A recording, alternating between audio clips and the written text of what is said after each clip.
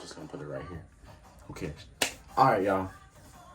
We are back with another video. It's your boy Officially OG. Let me just scoot this over. Alright, so I don't know if y'all, but you see it. You see it. You see it.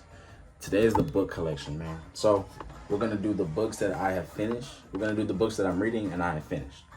I didn't put this in any type of order. I just have my books sitting on top of, one of my shelves, or whatever the case may be. So we start. Got a Holy Bible traditional version. Yeah, man, read the Bible. I don't force religion. I don't force anything upon anyone, but there's a lot to be gained from the Bible. A lot in every story of the Bible, every book of the Bible has a different message, has a different, not only a different message, but a different lesson, a different principle. It's beautiful. It's beautiful. I don't know the Bible front to back to front. Like I don't, but I'm actively studying. I'm actively reading it. So this goes into the things that I'm currently and actively reading at the moment. So we go with this one. Might as well get this one out the way. This is the Bible my girl just got me. Oh, she decked it out for me, man. Labeled and all. So I look forward to really tapping into this. Much more explained, much more detailed. Giving overviews before and at the ends of the different books of the Bible. So I look forward to this. Go ahead and get this out the way. So we got the Bibles out the way. I'll just put those on. Now we get into the more, revolutionary and, uplift from within type of books. So let's go ahead and get to it. So I have not read this yet. I just got this, but it's called Ready from Within. This is by Cynthia Stokes Brown. Septima Clark and the Civil Rights Movement, a first-person narrative by Cynthia Stokes Brown, excuse me. I haven't read this yet. I haven't opened it yet, but this is one of the books that I've gotten. I'm going to read it. We go Institutional Racism in America. Edited by Louise L. Knowles, if I'm pronouncing it right, and Kenneth Pruitt. I've heard of Kenneth Pruitt. I have not heard of Louise L. Knowles. I hope I'm pronouncing it right. But another book, haven't read it yet. A book I have tapped into. A book that really helped define my junior year and gave me a lot more knowledge within the new Jim Crow. Within the new structured oppression, basically. And this was a beautiful, beautiful book. I have not finished it. I'm like 2 chapters in. But I said this was a beautiful book. Like I finished it, bro. I'm 2 chapters in and this is already talking about a lot. But The Mass Incarceration in the Age of Colorblindness by Michelle Alexander. Great book. A book I've read 3 times. I have completed this book. The Black Panther Party, a graphic novel history. Who was this by? Who was this by? Oh, excuse me. David F. Walker and Marcus Kwame Anderson. Man, this is what shaped it off for me. If we were to just make it simple and plain, this is what it. So, quick story time on this. We go to Memphis. I took a trip to Memphis. What was it? Sophomore year of high school, and we go to the MLK Museum where MLK got shot, or he got assassinated. And there was a bookstore there. There was a store, convenience store. This was in there alongside Malcolm X, which is also in here. Got both of those books that day. Bro, I read this on the trip back from Memphis. I was just like in shock. We got I'm starting off Kathleen Cleaver. There we go. I wanted to start off with her. We got Kathleen Cleaver, Bobby Seale, Fred Hampton, and Huey P. Newton in the back. We got Eldridge Cleaver in the back. All of these people I just named are in the front. But yeah, great book. I'm happy. Then we go to the 48 Laws of Power, bro. 48 Laws of Power. I feel like everybody should read this. Now, are you going to agree with every law in here? No. But it's to take in the knowledge, is to read, you want to read the laws that you could apply and that could help you in life. You're not going to agree with every single one, is what I say. People have very strong arguments about this book, like you're just supposed to agree and apply every single one. You're not going to agree with every single one. Some of these laws you may look at like, oh, that's an interesting way to go about it, but it's this man's philosophy. It's Robert Greene's philosophy. I got this book maybe sophomore year of high school, as well. Sophomore year of high school, I was really starting to get on the like the deeper books, like trying to look at the deeper layers of things. Book I am currently, so I finished 2 of these books thus far in this pile, and started on one and haven't read the other 2. And we're only on what, 5 books? We're on 5, 2 including the Bibles, or 7 including the Bibles. Book I am currently reading on chapter 4, about to be on chapter 5. Huey P. Newton, Revolutionary Suicide. I just got this from my professor. A couple of these other books I got from my professor. Shout out to him, man. Yo. Huey P. Newton. Genius, bro. Genius, bro. Genius, man. Seriously. Like, this has been a great read. Like, he's touching on a lot of topics just naturally from his upbringing, and he's connecting all of these things that he had, lived throughout his childhood into what he experienced as a grown man, as the founder of Black Panther Party. And I mean, in all honesty, what he experienced from his childhood and saw is the sole purpose him and Bobby So created the Black Panther Party. But great one. I've tapped into this a little bit. You see the bookmark. To Be a Man, in search of the deep masculine. That's it. A lot of contributors, as you see, all contributors. And then you go into edited by Keith Thompson. This has been pretty good. I'm 2 chapters in. Like, as you can tell, like, I start books, I can usually go like 1 or 2 chapters in. Pause, notate, see what I've grasped thus far. It really it talks about young boys first. It starts with men as children, and the expectations of children, how they're expected, to not cry and not to be soft or sensitive, or whatever the case may be. They're like little boys, and it's not black and white, whatever. I'm not talking about any type of color. Just young boys are not expected to have feelings, in a sense, and that carries over. That was a big portion of that first chapter I read, actually. I have not tapped into this yet. I read a little bit of this my sophomore year of high school because it was in the library. But I went to Half Price Books. A lot of this is from Half Price Books. And found it, bought it. Actually spent money on it and bought it, so checking it out. But Begin Again, James Baldwin's America and Its Urgent Lessons for Our Own. Eddie S. Glaude Jr., if I'm pronouncing that right.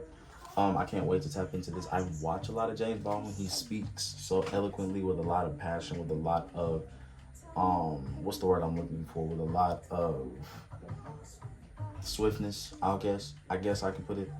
But look forward to tapping into this. Like, I buy books like shoes. Like, I'm gonna wear. I've read all of this. I'm not going, like, I haven't finished all of them yet. Like, I have so much more to read, and I've finished a couple. You feel me? Like, there's shoes I've beaten down to the ground. There's shoes that are still on ice. There's shoes that are worn. They look worn. But, you feel me? So, a book that I have also tapped. I think I'm about 3 chapters in. I really like this. But that first chapter hit me so hard. I was like, whoa.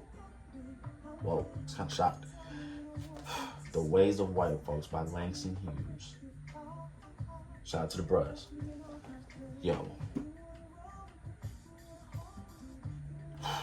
I'm pretty sure, I don't know, but I'm pretty sure every story and example in here of the ways of white folks in this book are all fiction. Whether they're fiction or not, this is one of my favorite books I have ever put my eyes upon. Like, the imagery, the raw imagery in this book, is almost breathtaking to me. But dog it,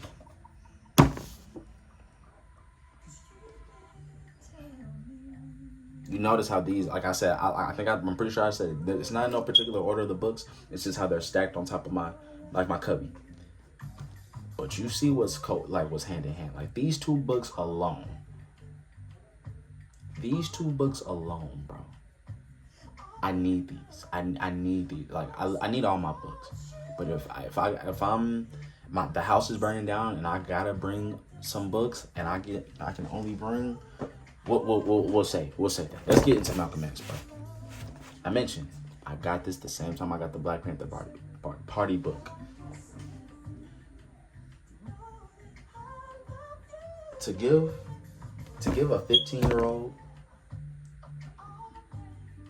access to 2 books like that, bro, I'm like, when I was like, I didn't even realize what I had in my hand. Like, if you want to hide, I'm pretty sure y'all have heard this. If you want to hide something from a black person, what do you hide it in the book, bro?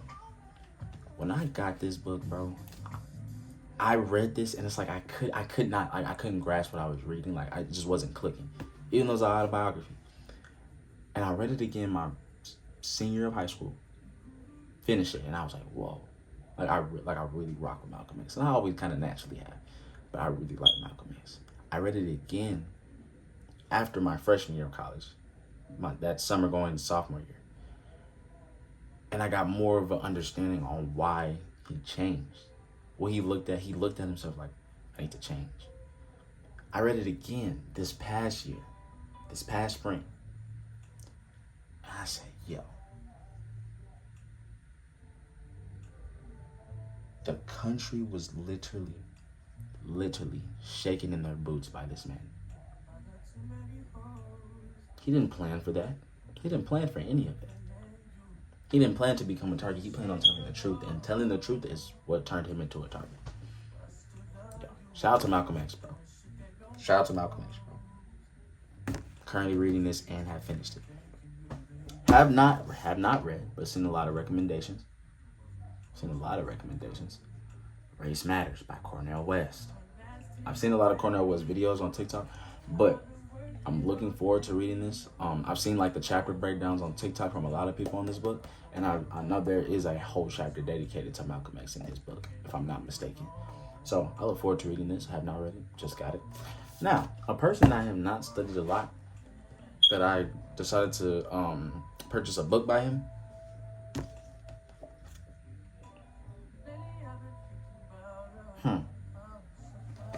Martin Luther King, Strength to Love. I opened it a little bit, and I saw the way it was talking about the connections of the Holy Spirit to how we're living now and what the Negro should believe in and look at and yada, yada, yada. I'm opening a page right now. The Emancipation Proclamation did not, however, bring full freedom to the Negro, for although he enjoyed certain political and social opportunities during the Reconstruction, the Negro soon discovered that the pharaohs of the South were determined to keep him in slavery. Why wouldn't I get the book, bro?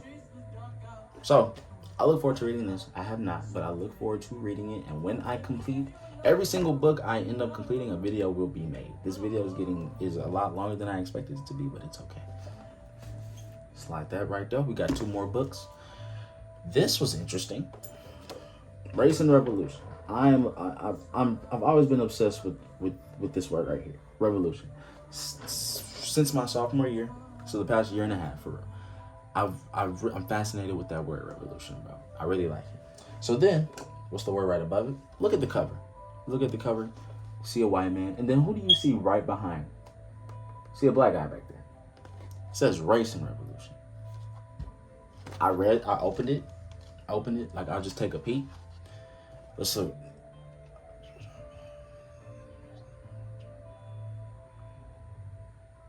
It's really a history book. Like, that was a whole history lesson right there. And I was like, nah, don't nobody want to hear that. But this is interesting.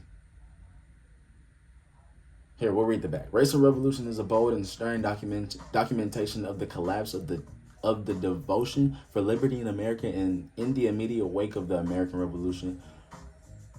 We're going to see what this is talking about. I was interested. I read some pretty nice historical facts, and I'm pretty sure I'm going to need historical facts to be a social studies teacher, which is why I really got it. So, last but not least, probably the oldest book I have in here, The Negro in Our History by Carter G. Woodson. I opened this book. Shout out to the bros. I'll make a sci-fi. I opened that book, bro, and I think I finished like a chapter. And Carter G. Woodson basically says, there's no such thing. Let me move this out the way while I speak. There's no such thing as racism. Racism has been created. It's literally just been created to distract us of what these people are doing to us.